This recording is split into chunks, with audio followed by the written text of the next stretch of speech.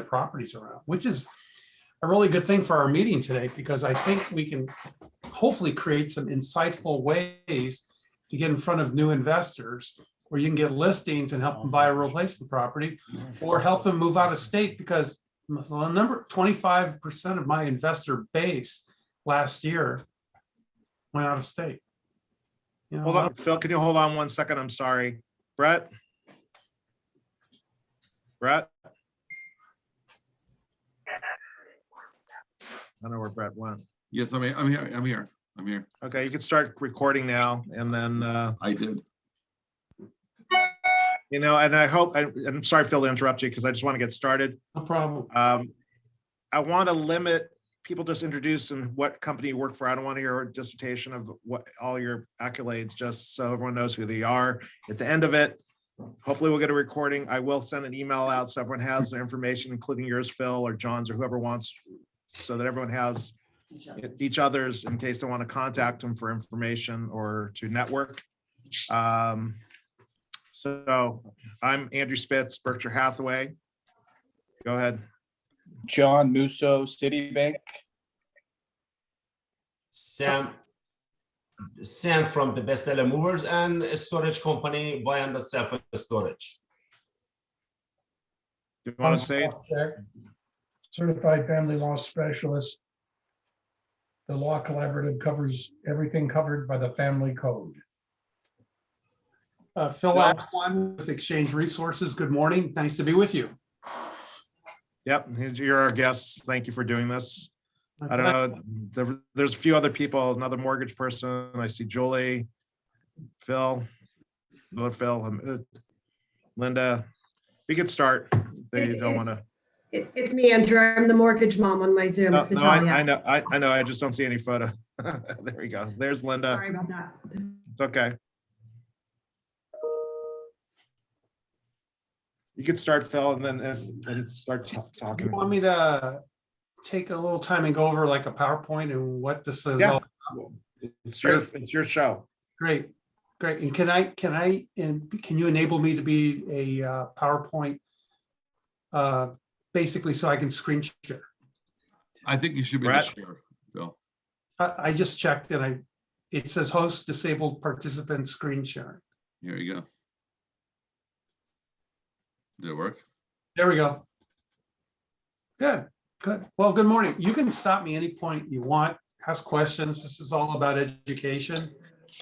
Welcome. We're going to be talking about the 1031 tax deferred exchange and basically the effect it's had on the economy for the last 100 years.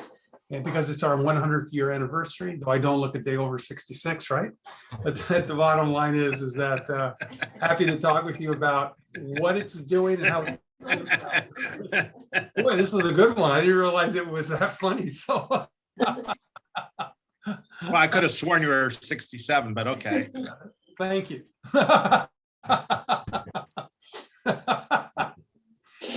Folks, why do investors buy property? The answer is for monthly income. There's two ways that they look at it. One's called the rate of return. The other one's cash flow. They're different, but they want to be in for both. I'm going to turn my little ringer off on my phone. So what happens is that's the primary reason to generate new business in the area of rentals. Number two, they want it to be worth more than what they paid for it.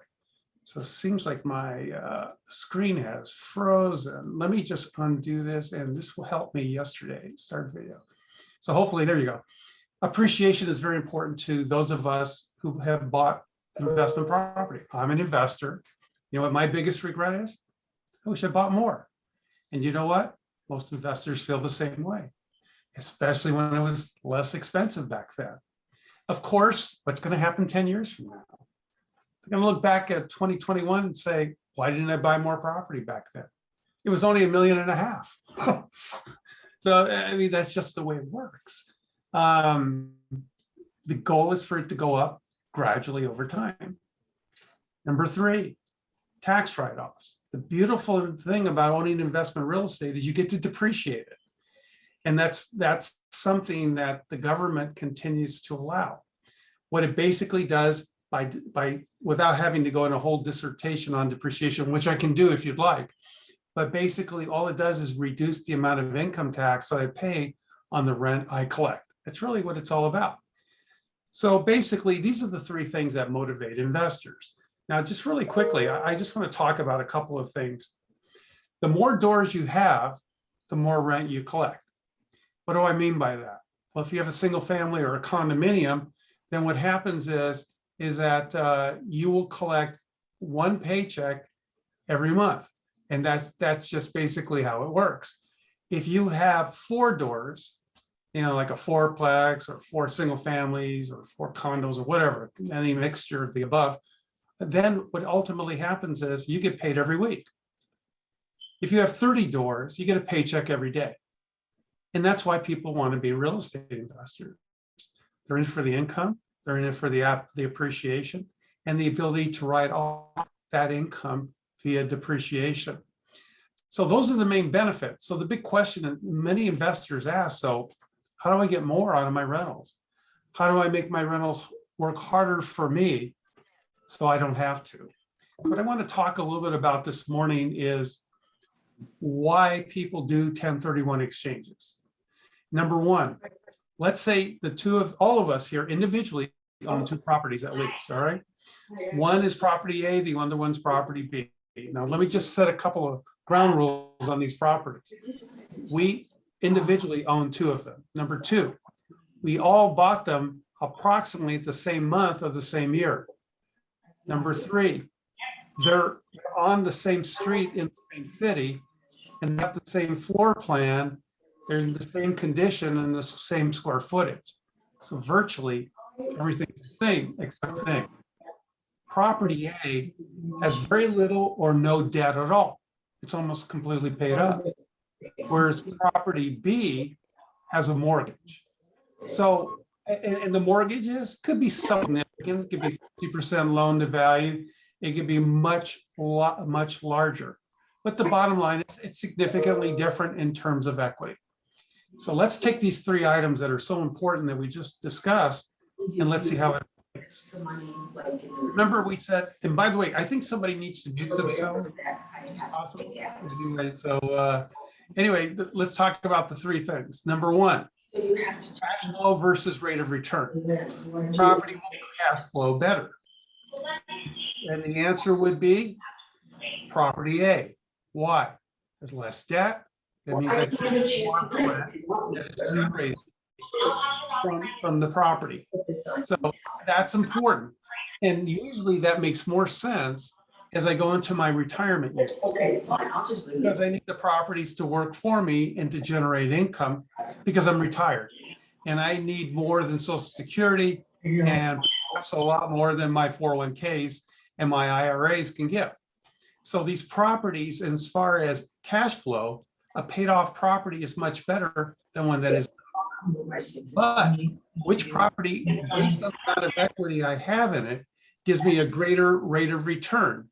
And the answer is, I'm going to mute everybody really quick if I guess I don't have the power to do that because I'm getting a lot of background talk. So if everybody can just mute themselves, unless they want to ask a question, then please unmute.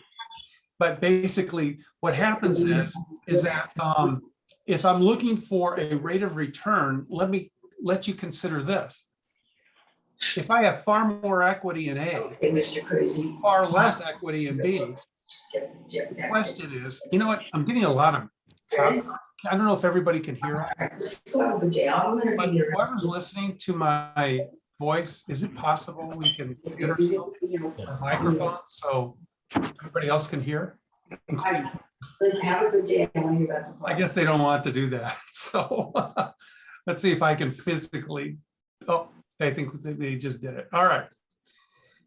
So as far as rate of return is concerned, which property will give me higher rate of return based on the amount of equity that I have invested in the property? The answer is, without a shadow of a doubt, property B. Why? Because I have far less invested in these in B than I do in A. But A cannot generate a higher amount of rent because they're identical properties. You see, rent is not predicated on how much equity I have in a building. It's predicated on what's my rate of return? It's not even predicated on that. It's really predicated on that property in that neighborhood with that square footage in that condition. So the bottom line is property B actually gives me a better rate of return because I have far less invested and I can still get the same amount of rent from that property. So the bottom line is that property B actually, for $1 per dollar, gives you a higher rate of return than it does property A, because I have far less invested and I can still get the same amount of rent. Number two, which property will appreciate faster or more? The answer is they're identical properties. Property A is not going to out appreciate B, but B can get the same rate of appreciation as A does with far less skin in the game in terms of equity is concerned. So B, once again, outperforms A in terms of rate of return. Number three, which property gives me greater tax write-offs in depreciation? The answer is they're probably going to be both the same. But property B actually gives me an additional item that is called an interest rate write-off. And basically, as a result of the interest rate write-off that I have, the bottom line is, guess what? I'm actually getting a better rate of return off my tax write-offs on B than I am in A. Folks, the rate of return on equity is huge, and most people don't pay attention to that. So what can A do to catch up with B in terms of the equity and what it's getting back from the equity based on income and expenses? The answer is to releverage.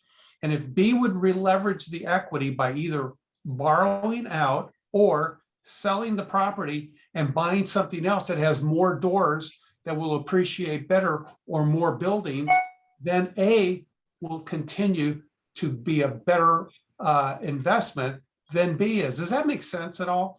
I mean, that's really how it works. And when you go to investment counselors and people who show you how to grow your assets based on that's in your current properties, this is what they talk about.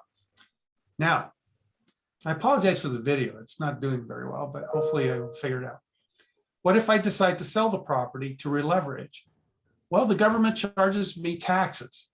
I never pay tax based on the equity in the building when I sell a piece of property.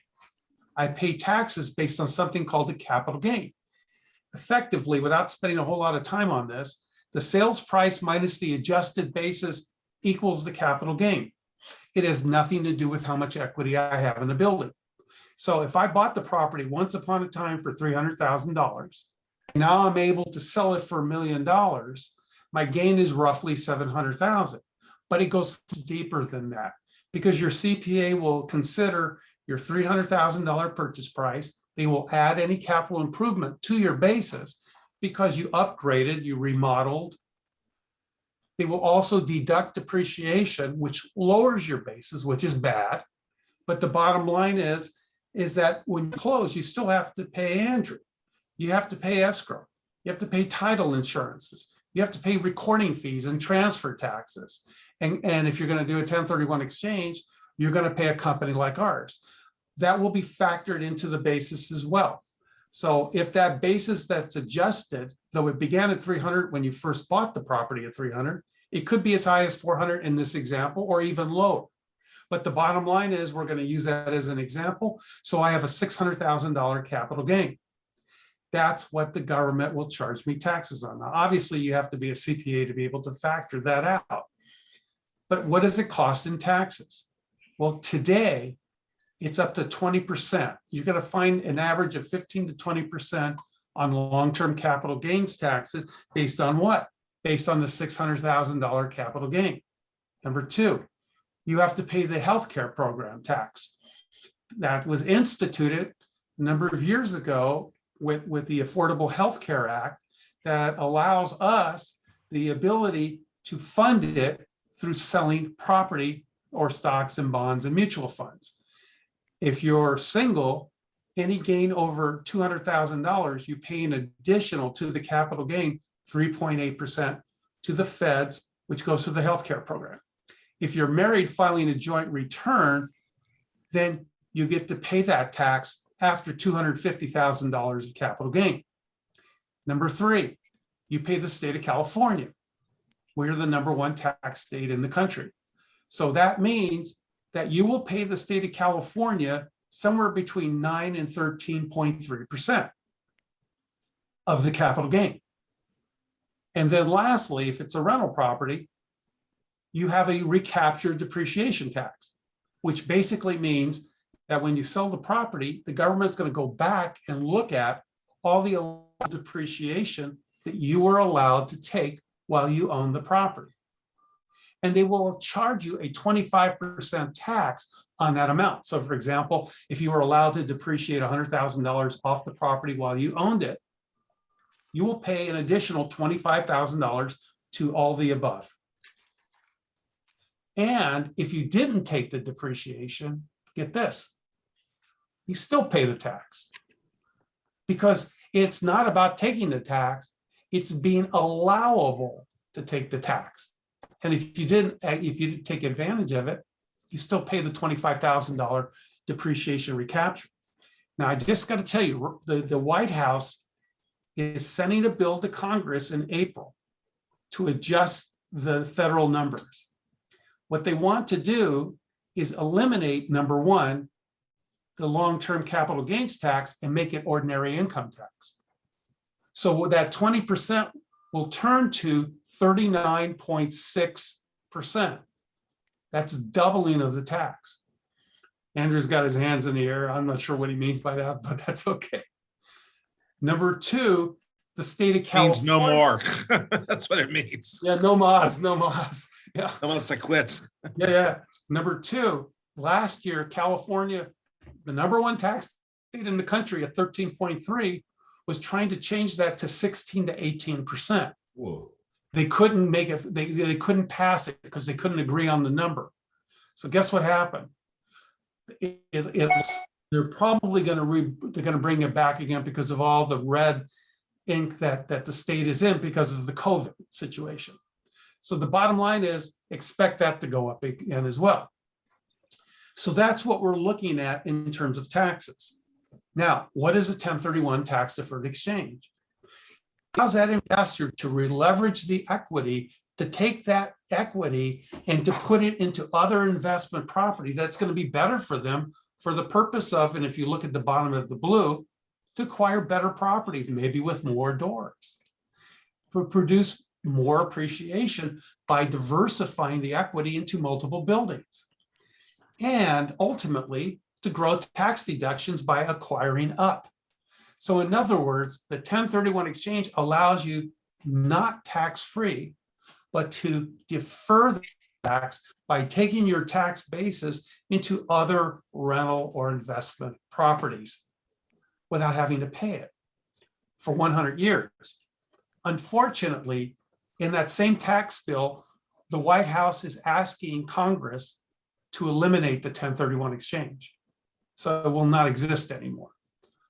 Just so you know, this is not the first time this has happened. There are other administrations that have recommended that or requested that from Congress.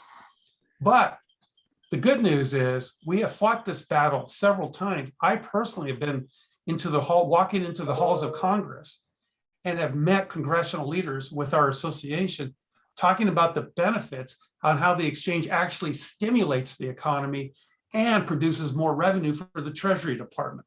I can spend a long time talking about that, but I won't bore you with all the details other than it produces jobs. Because when you sell property, you have to hire Andrew. You have to hire an escrow company. You have to hire a title insurance company. You're going to pay transfer taxes to the city of LA or whatever city you had been if they charge a transfer tax, and the county charges a transfer tax. All that will cease if they pass this. And Congress gets it. And I'm hoping they're going to get it again. But the bottom line is we're very cautiously optimistic that we will win this battle, in Congress. But it's been doing a good job for 100 years. Will I eventually pay the taxes? People say to me all the time, they ask me, Phil, what's the purpose of deferring? Yes, I can go into bigger, better properties by using all the money as opposed to using what's left over after I pay all those taxes. And the answer is this: when you pass away, especially if you've been visiting and working with a tax professional or estate planning attorney and using a vehicle like a trust, or the trust can have title to your LLCs. But the bottom line is this, is that when you pass away, your heirs, your surviving spouse and your heirs receive something called a stepped up basis. Do you know what that is? That means if I bought the property for 300 and it's worth $1 million when I pass away, that means my basis dies with me. And the basis turns into the fair market value at the date of my death, so that my heirs now get the property at a brand new basis of the fair market value the day I pass. Do you realize with estate planning, in this new package that the White House is sending to Congress, they want to eliminate the stepped up basis, which will produce a lot of trouble in the real estate industry as far as sales are concerned. That will slow down the economy. It will surely put us into recession. And the bottom line is the Treasury Department knows it. And it's not like they just were born yesterday. So the stepped up basis is huge for just one thing. We got a couple lenders on here. Imagine if your client is living and they're elderly and they're living in their primary residence, as an example, and take a reverse mortgage out to help make ends meet. And they pass, and the property goes to their heirs. But they've taken so much equity out that the basis, which never got stepped up, versus the debt, well, if they sell the property, they're going to have to come out of pocket or inherit nothing to get rid of the property. Does that make sense, folks? This is why this is such a big, now this is meant to be political. Believe me, it's not. This is a tax issue that will affect you and me, regardless of what side of the aisle you're on. Does that make sense? And the bottom line is, this is important, and this is what's happening now, just so you know. Okay, so how does the 1031 exchange work? It has to be set up by Andrew to make sure there's language in the contract that says that this sale is going to become a 1031 exchange, and he's going to use something called the ZIF form. It's called the seller's intent to exchange form. It allows not only the accommodator to come into escrow to represent the seller to set up this 1031 tax deferred exchange, but it also allows Andrew, because in the economy that we're in right now, where there are lots of buyers and there's very few sellers, it allows the seller to ask for contingency language to extend the escrow period if needed, to be able to meet the demands that the federal government will give in terms of being for the replacement property. And we're going to talk about that in just a minute. So let me stop this video and restart it again. Hopefully I got a better feed. Remember, this exchange has to be set up by us before escrow closes. I get no less than 2 calls a week. People who say, I need to set up an exchange. I got a horrific amount of taxes to pay. And I say, sure, let me talk to your escrow officer and we'll get it set up. And you know what their answer is? Escrow closed last Friday or yesterday. Folks, there's nothing you can do to help somebody to do a 1031 exchange after the escrow has closed. It's huge. The government will not allow us to backdate this. So that's kind of how that works. Now, which kind of properties qualify for a 1031 exchange? This is very important. There's only 3 properties.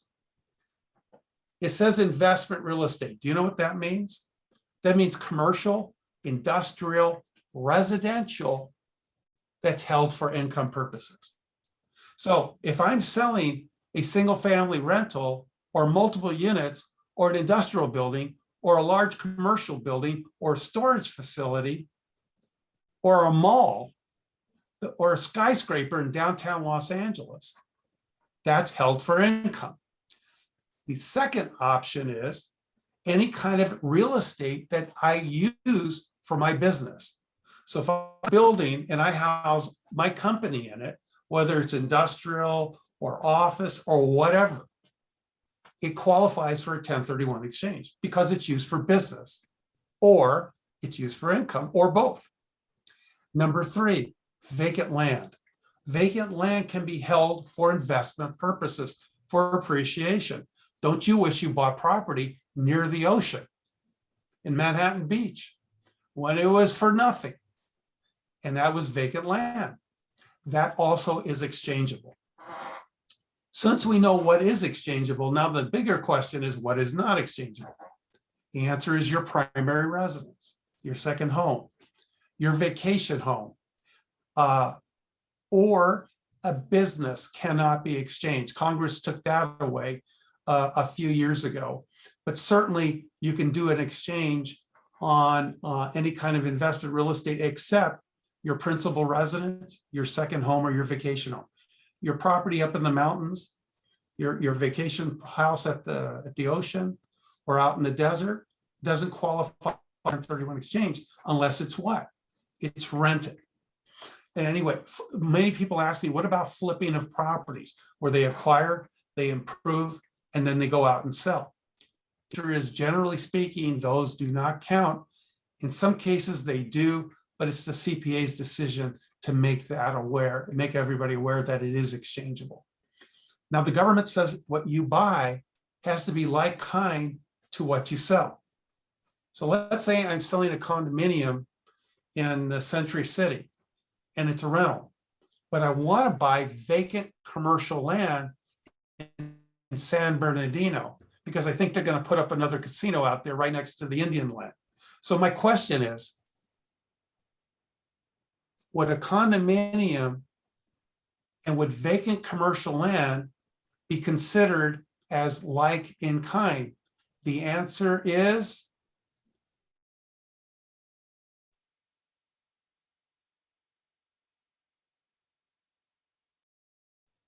yes, because both are considered as investments. Fine. If I'm a 4-unit apartment building and I live in one of the units, I can exchange the value of the 3 units because the 3 units are being rented out. Residents will maybe qualify for the 121 principal residence exclusion. That's where the government will give you up to $250,000 exchange, or not exchange, sorry, capital gains exclusion. Or if I'm married filing a joint return, up to $500,000 of capital gain exclusion.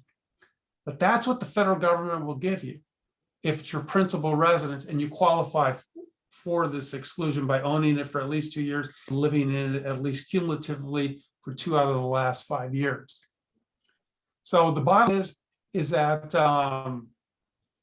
you cannot exchange anything that isn't investment property as far as the federal government is concerned. Next question is, where can I buy? The answer is anywhere in the US. So you're not limited to California.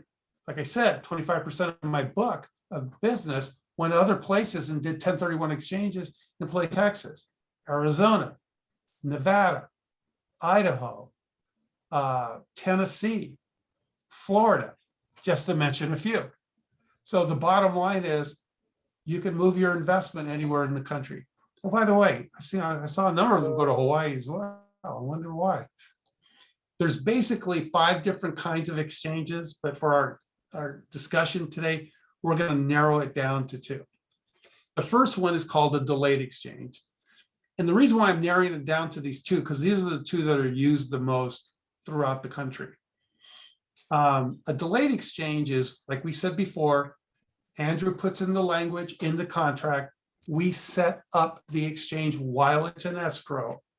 Once the sale closes, they must close what they're going to buy as a replacement, like kind property, no longer than 180 days. It's got to close within not 6 months, not a half a year, but 180 days or earlier. If that 180th day lands on a weekend or a holiday, guess what happens? The bottom line is, it's no good. The exchange is no good. You don't get to the next business day, folks. You've got to close before the end of the 180 days if the 180th day is on a weekend or a holiday. Number two, and this is the most difficult part, and this is the number one place the government, both the Franchise Tax Board and the IRS, will audit. It's called the 45-day identification period. The 45-day period is the first 45 days of that 180 from the time the sale closes escrow. And the government says you should really know what you're going to buy before you even close your sale. But we're going to give you an additional 45 days to identify, that is, to create a pool of qualified properties of which you can acquire from. What you're going to buy and close in that 180 days has to be on that list at the end of day 45. Nothing else will qualify. It's got to be those properties only. You're not limited to one acquisition. You can buy 2 or 3 of those properties. But the bottom line is you can't buy what's not that list at the end of day 45. There are no more COVID-19 extensions. You may have just heard yesterday that the federal government has decided to extend our tax filing from April 15th to May 17th because of COVID. But they're not giving any more COVID extensions unless they surprise us today with something new, which I kind of doubt that they will. But the bottom line is you have to buy what's on that list, and there's nothing else you could acquire. So you've got to know, and that's why I said earlier, when Andrew fills out that seller's intent to exchange form, he can put in contingency language, allows the sale to continue a little longer, maybe an additional 30 days, predicated on you, the exchanger, to be able to get into escrow, approve a preliminary title report, and, for example, to approve an inspection, a physical inspection on the building. So you know that you can drop the contingency, close the sale, and the 45 days is not going to matter much because you're in escrow on a property you've already done your due diligence on. Does that make sense? By the way, I have a question. Everybody's on mute, and I really appreciated that. But if you have a question, you have to unmute yourself and stop me at any point. I'm really delighted to answer all your questions. It'd be my pleasure to do that. But if I got a quick question. So why is it, and it's one of the challenges we see, why is it that if the property that they're exchanging is vested in an LLC, that it cannot be converted to anything other than what the title currently is for the new purchase? Well, that's not entirely true. And this opens up Pandora's box. But let me try to keep it as brief as possible. Remember, the government doesn't look at you as a name. They look at you as a tax ID number. When you fill out your tax return, they're looking at your social security number. When you set up an LLC, you can set up one of 2 kinds of LLCs. One is called a disregarded entity, and the other one is a non-disregarded entity. A disregarded entity could only be one of 2 things: an individual or a married couple filing a joint return who live in a community property state. So they can set up an LLC by their social security number as the tax ID number. So when they go to buy, they don't have to buy in the name of that LLC. They can buy in their names because the seller was their social security number, the purchase or the LLC's tax ID number, which was their social security number, and buying that social security number as individuals, much like a trust. Now, the bottom line is, if their LLC is not a disregarded entity, whether they're a single member or a multiple member LLC, you cannot change the vesting because you cannot change the tax ID number from the sale to the purchase. Does that make sense? Perfectly. Yes, thank you. You're welcome. Now, there's other rules that get involved. They're called drop and swap and drop laws. And basically what, especially for us who live in California, if you intend to let's say the four of us, I'm looking at four of you on a picture right now. We're a 4-member LLC and we decide to sell the property, but not everybody wants to go together or somebody just wants to cash out, whatever the case happens to be. First thing people will say, well, let's dissolve the LLC. Well, you can do that, but if you do that, the government, especially the Franchise Tax Board, forces you to hold title to that property under the new vesting for 24 months. And then you could enter into a sales contract. So if you're going to drop the title, you better do it at least 2 years before you ever list the property. Or if everybody's going to participate in a tax exchange but wants to go their own separate directions, the LLC can sell and buy properties. And we will determine based on our proportion of shares, which property is appropriate based on value, that each one of us will get. And then once the LLC concludes the exchange, the LLC must hold on to those properties for 24 months, for 2 years, and then dissolve the LLC and then feed the property out to us as individuals. That one is called a swap and drop. The other one's called a drop and swap. And the bottom line is your tax attorneys should be able to know this, especially if they specialize in real estate, and they'll be able to help you. Does that make sense? I know that was a lot of information. The second most used exchange today, especially in the market, we were having this discussion before we went on this morning, is called a reverse exchange. The government in a reverse exchange allows you to close escrow on a purchase first, and then close the sale escrow up to 180 days later. Now, it's backwards. That's why it's called reverse. Now, everybody says, well, that's a great way to go. Yeah, except for two things. Number one, where's the money going to come from to acquire the new property if you haven't closed the sale yet? That means Well, we might be able to help with that. and who's that? I don't see. With Prosperity, we do them. I'm actually about to work on one. That woman's phone number and name is going to be very important to you if you're going to do a reverse exchange. Why? Because you're going to have to come up with a swing loan, a bridge loan, a line of credit, hard money, private money, or the ability to overborrow and then do a principal pay down after the sale closes, but only in a reverse exchange. That's very important. So you have to have cash and you have to have financing to be able to utilize a reverse exchange.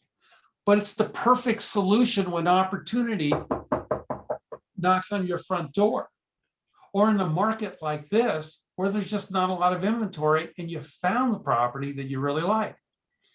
The government, without having to get into all the details, we have to set up a holding corporation that will take title to the sale of your relinquished property the day before you close your purchase. And then when the sale closes, you will be able to be reimbursed on any out-of-pocket cash that you had to put into the acquisition because you closed the purchase first. And then the principal pay down could happen afterwards. We will coordinate that with the title company and with escrow to make sure that all the swing loans, bridge loans, line of credit, whatever, personal reimbursement can be made. But that's the second thing about a reverse exchange is it's a lot more expensive to do because of all the moving parts. We have to set up a holding corporation. The paperwork grows by 10-fold, and you're working directly with our internal legal department, and our attorneys are doing all the paperwork for you and setting up the corporation and dissolving it and not commingling any other properties in that corporation. Does that make sense? So the reverse exchange is a really great way to go in a market like this, but most investors would rather do a delayed exchange because of the cost. It costs a lot more. Any comments about that or any other questions? That's a big deal. All right. We're going to pass on these because it's going to take a lot of time to go through all this. I just want to go through a couple of really basic things that are very important. Hey, Andrew, are we okay on time at this point? Yeah, as long as everyone else has time, we're good. I have unlimited time on the Zoom, but I can't sit here all day, but that's okay. And it's not me, Phil, and it's very informative. It's Brett. I don't know Brett's time. Brett? Brett? I'm here. I'm here, so yeah, go do what you gotta do. All Okay. right, we'll just keep moving then. I will not make this go super long, but I do want to just cover a couple of really, really important points.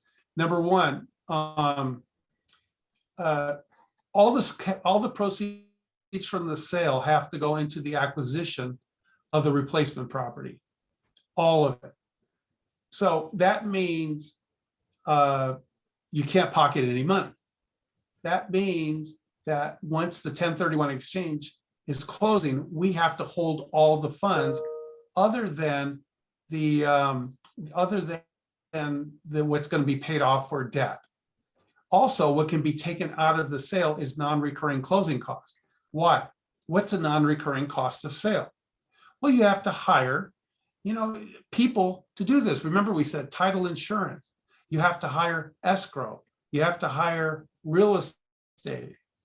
Mr. Spitz, we have all kinds of people, an exchange accommodator. We have to pay transfer taxes. We have to pay recording fees. Those are all one-time costs to sell. And the bottom line is what's left over after the payoff of debt is all that which has to go into the acquisition of the replacement property. That's number one. Number two, if there's a payoff of debt, whether it's a first, a second, a HELOC, a line of credit, whatever, that payoff will be made, and the remaining cash from the sale, other than non-recurring closing costs, will pay for that.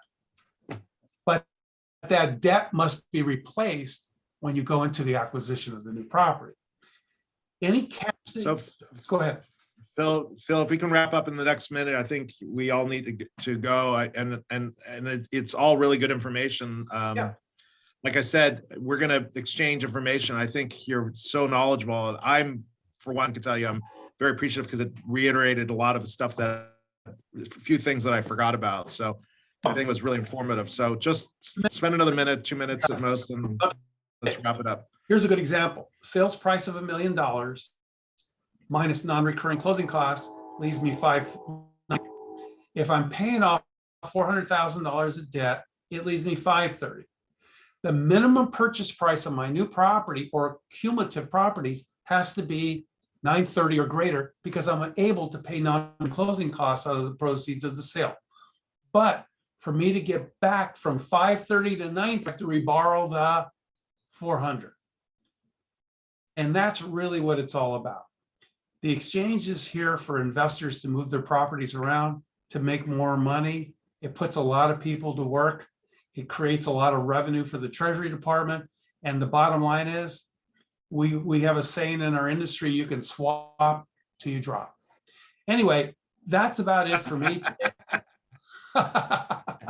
I'm going to leave you this. I love it, Phil. Thank you. I love my day with a That's laugh. me. If you need to get a hold of me via email or my phone number, that's how you do that. But I'm always happy to help. I apologize for the freezing video. I don't know what the problem is, but I guess I'll have to call my internet provider or Zoom or something. Thanks for having me here today. It's great to be with you, and I wish you all. Probably like to have you back at some point, but yes, I really, really appreciate it. And hopefully I can get some exchanges for you. Thank you for all that vital information. Appreciate it, Phil. Hey, everybody. I hope everything goes well for you all.